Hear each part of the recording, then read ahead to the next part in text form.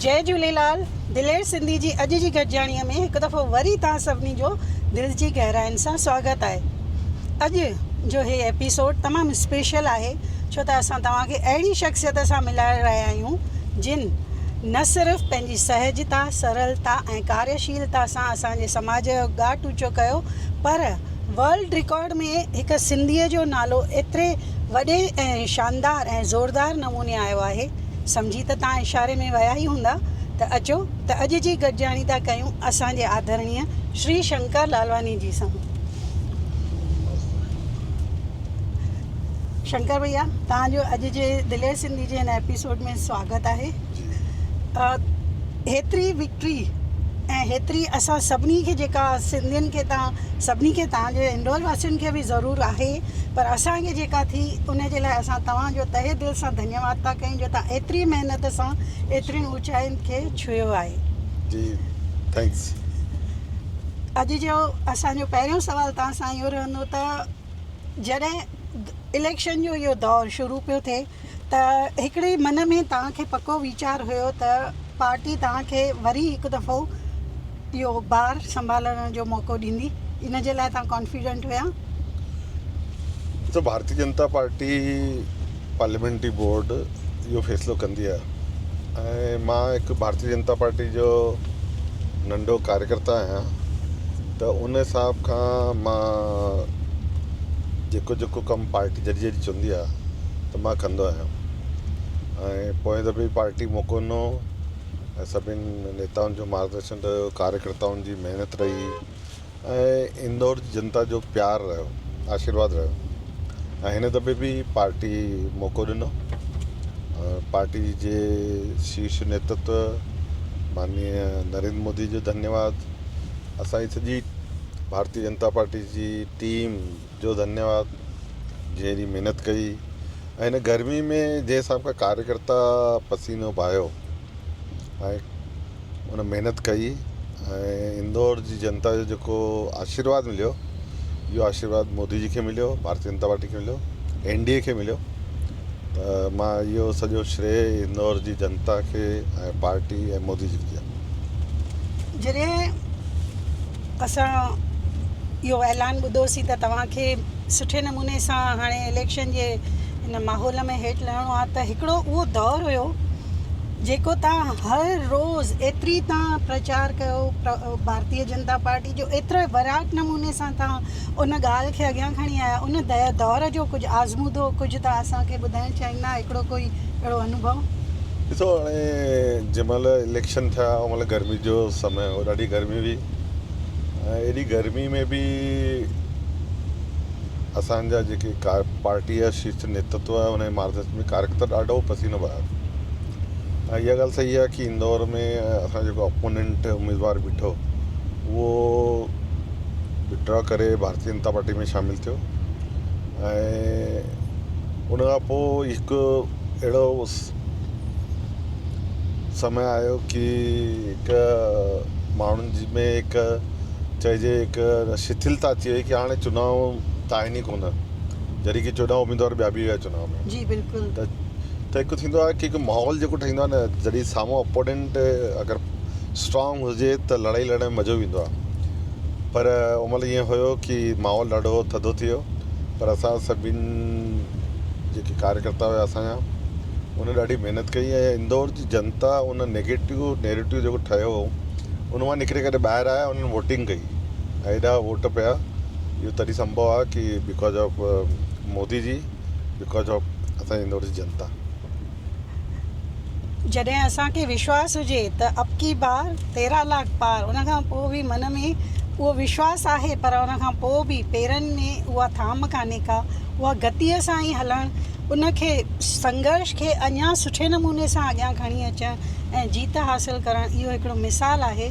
त ख़बर हुजण खां पोइ जीअं हाणे भैया पाण ॿुधायूं त हिकिड़ो कोई बि स्ट्रॉन्ग असांजो उम्मीदवार न हुयो, उन खां पोइ बि असां सभिनी ॾिठो त इंदौर में केतिरो न भव्य नमूने सां प्रचार थियो।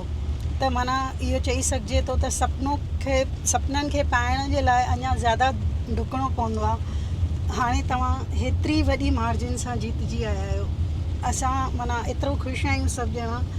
इन खां पोइ अॻियां तव्हां इंदौर जी जनता सां त तव्हां आयो ई, पर सिंधी समाज जे लाइ असां पुछणु चाहींदासीं त तव्हांजे मन में कहिड़ा वीचार आहिनि? ॾिसो, असां चाहियूं था समाज जो वाधारो थिए, समाज जी संस्कृति, कला, संस्कृति, भाषा, ॿोली, इन वाधारे लाइ असां मिली करे कमु कयूं। ऐं मूंखे लॻे थो कि हाणे असां जेकी नई पीढ़ी आहे, उहा नई पीढ़ी उत्साह ऐं उमंग खां कमु करे थी पई।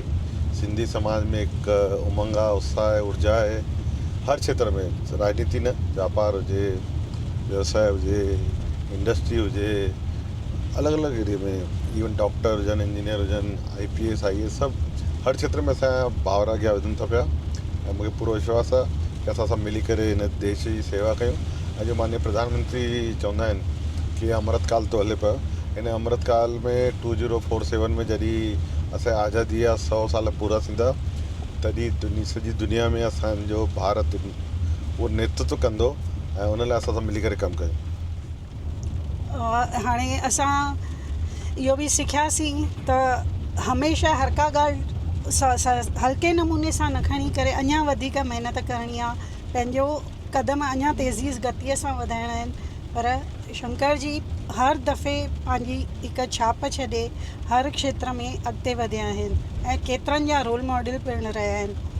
मां हाणे तव्हां खां इहो पुछणु चाहींदसि त पॉलिटिक्स में बि अचणु को आसान कमु कान्हे को, जेका हिकु धारणा हुई उहा तव्हां धारणा ग़लति करे ॾेखारी आहे त न, हिते बि जाम महिनत आहे। तव्हां सभु साल 5 ई साल जेतिरो कमु कयो, उन खां वधीक तव्हां जेको इहो तव्हांखे महीनो सवा मिलियो प्रचार जो, उन में उन खां वधीक कमु कयो।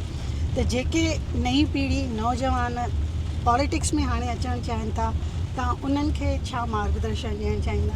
ॾिसो, जेके असांजी नई पीढ़ी आहे, नया नौजवान आहिनि, चाहे असांजा भाउर हुजनि, भेनरूं हुजनि, मां हिकु ॻाल्हि चवंदुमि कि लाइफ में हर क्षेत्र, सिर्फ़ु नॉट पॉलिटिक्स, इन एनीवेयर, जेतिरी तव्हां महिनत कंदव ओतिरो तव्हां मथे वधंदव। ऐं इहो उसूल आहे जीवन में कि जेको संघर्ष कंदो आहे उहो अॻियां वधंदो आहे। ऐं इन करे मां इहो चाहींदुमि कि चैलेंज केतिरा बि अचनि, संघर्ष केतिरा बि हुजनि, असांखे उन संघर्ष खां लड़ी करे अॻियां वधिणो आहे ऐं असां पंहिंजे मुक़ाम ते पहुचणो आहे।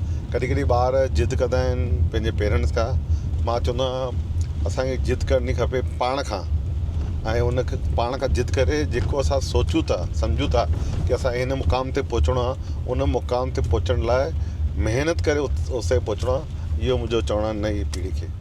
मां हिकिड़ो अञा तव्हां सां पुछणु चाहींदमि त मां आमतौर सां माण्हू जॾहिं हिकु इलेक्शन जो ॾींहुं थी वियो, जाम थकावट भरियो, जाम हिकदमि एनर्जी हिकदमि बूस्ट ते हुई, पर मां नौजवाननि खे इहो ॿुधणु चाहींदमि त ॿिए ॾींहं ते बि शंकर भैया पंहिंजे इंदौर जी जनता जी सेवा जे लाइ सुबुह जो उथी करे तव्हां पंहिंजे क्षेत्र में दौरो करे रहिया हुया।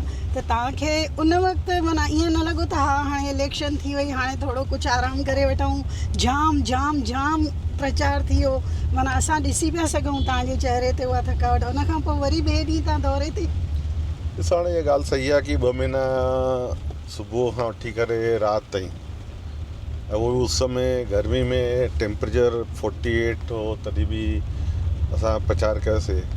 पर इलेक्शन खां वोटिंग खां पोइ तुरंत ॿिए ॾींहं ते असां कुझु अहिड़ा कम हुया जेके चूंकि आचार संहिता लॻल हुई त रुकियल हुया, त कुझु डिसीजन वठणा ऐं कुझु असांखे बि डायरेक्शन ॾियणा। त हिकु असां हिते 2028 में CS कुंभ जो मेलो थियण वारो आहे। अरे वाह! त उन लाइ असांजो उज्जैन जेको वॾो मेलो थियण वारो आहे, त मां ॾिठो करोड़ों माण्हू उते उज्जैन वेंदा आहिनि, पर चङा माण्हू उतां उज्जैन मां बि ज्योतिर्लिंग आहे असांजो ओंकारेश्वर, उते वेंदा आहिनि। त इंदौर खां ओंकारेश्वर जो हिकु रोड नेशनल हाईवे ठहे थो पियो, ॾाढो सुठो ठहे थो, नर्मदा ते उन ते वरी ब्रिज बि थी ठहे। उहो कम जो मुआइनो इन करे करणु ज़रूरी हो कि उहो टाइम पीरियड ते पूरो थिए, ताकी जेके CS में असांजा तीर्थ यात्री ईंदा उन्हनि खे सुविधा मिले। त इन करे मां ॿिए ॾींहुं में असां कुझु डिस्कशन कंदा हुआ, कुझु प्रॉब्लम हुया, लोकल प्रॉब्लम, असां उनखे डिस्कस कयोसीं ऐं सॉल्व कयोसीं। हाणे कमु तेज़ी खां थो हले। जी, मतिलबु तव्हांजो हर ॾींहुं, हर पल, हर क्षण इंदौर जी जनता जे लाइ समर्पित आहे। बिल्कुलु बिल्कुलु, इंदौर जी जनता जो एॾो प्यार, आशीर्वाद हमेशह मिलियो आहे। त मुंहिंजी पूरी कोशिशि रहंदी आहे कि इंदौर खे खे अञा अॻियां वधायूं। इन ॻाल्हि जी ख़ुशी आहे कि असां पोइनि 5 सालनि में इंदौर ॾाढो तेज़ी खां अॻियां वधंदो आहे। ऐं मां अगरि चवां त इंदौर जी जेकी GDP आहे पोइनि 5 सालनि में ॾाढी एवरेज, अगरि पूरे देश जी GDP लॻभॻि 9% आहे। ऐं कहिड़े शहर जी, जेको तव्हां बेस शहर सम्झो था इंडिया में, उन जी GDP 12% आहे। असांजे इंदौर जी GDP 14% आहे। अरे वाह। त असांजो जेको शहर आहे उहो ॾाढो अॻियां हले थो ऐं उन लाइ कमु करण जो, सेवा करण जो साईं असांखे मौक़ो ॾिनो आहे। असां पूरे सामर्थ्य खां जेतिरी शक्ति आहे ओतिरी सेवा कंदासीं।